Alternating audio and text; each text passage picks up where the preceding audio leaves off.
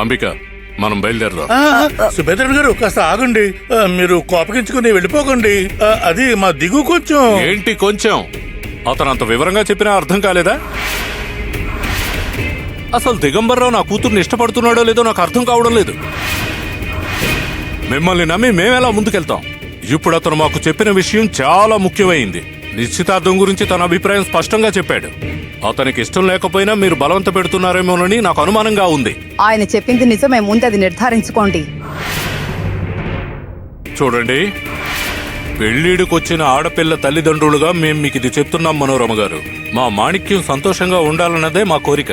అందుకే అన్ని మర్చిపోయి వచ్చాం. కానీ దిగంబర్రావు ఇలా మాట్లాడతాడని మేం కల్లో కూడా అనుకోలేదు. అతను మనసు మార్చుకుని అంగీకారం తెలిపిన తర్వాత మాకు కబురు పంపండి. మేము మా మాణిక్యాన్ని గారాబంగా ఎంతో అల్లారుముద్దుగా పెంచాం. ఈ విషయం తెలిస్తే తను చాలా బాధపడుతుంది, అర్థం చేసుకోండి. మా అమ్మాయి మాణిక్యాన్ని చేసుకుంటానని దిగు చేత చెప్పించండి. ఆ తరువాత మేము నిశ్చితార్థం గురించి ఆలోచిస్తాం. మీ కబురు కోసం ఎదురు చూస్తూ ఉంటాం. వెళ్ళొస్తాం. పద.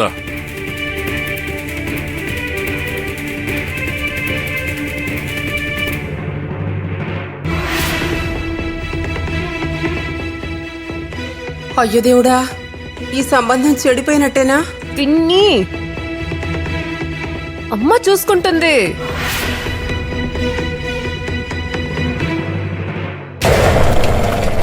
ఖచ్చితంగా ఇక్కడ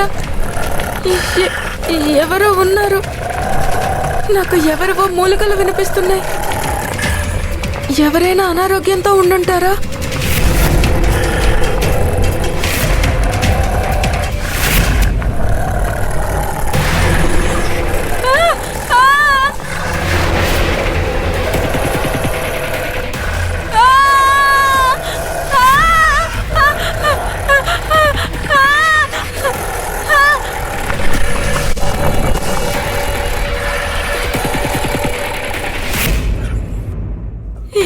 ఏంటిది? ఎవరు మోసేశారు?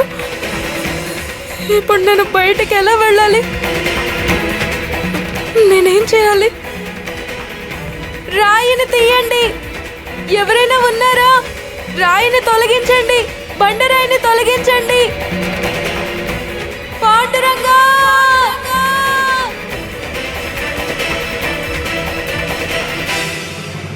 వీళ్ళిద్దరూ ఆ దొంగ బాబా ఆశ్రమంలోని సేవకులు. ఈ గుహ దగ్గర వాళ్ళేం చేస్తున్నారు? వీళ్ళు పిల్లని అనుసరిస్తూ వచ్చింటారా? అంటే పిల్ల ఈ గుహలో ఉంటుందా? వెళ్ళి చూడాలి.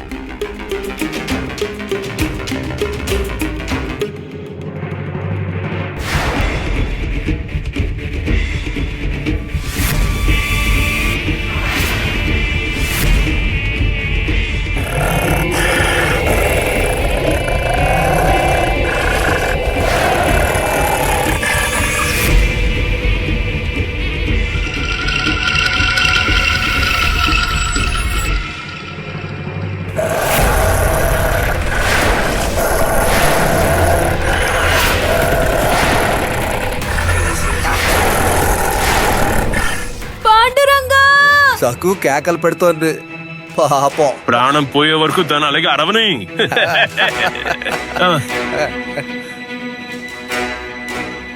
అమ్మయ్య, వాళ్ళు వెళ్ళిపోయారు. ఇప్పుడు నేను ఏదో ఒకటి చెయ్యాలి.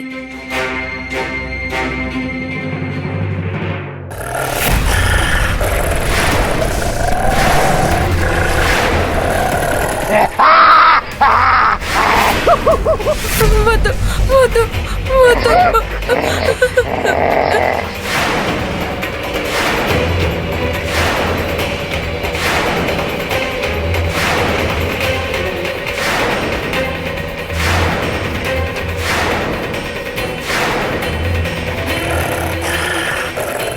ఎవరు నువ్వు? ఎందుకు నా వెంట పడ్డావు? వెళ్ళిక్కడి నుంచి వెళ్ళు.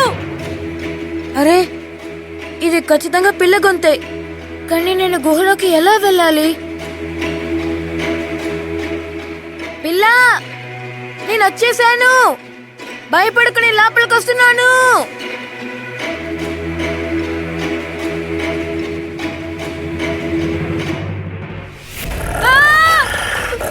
వెళ్ళిక్కడి నుంచి.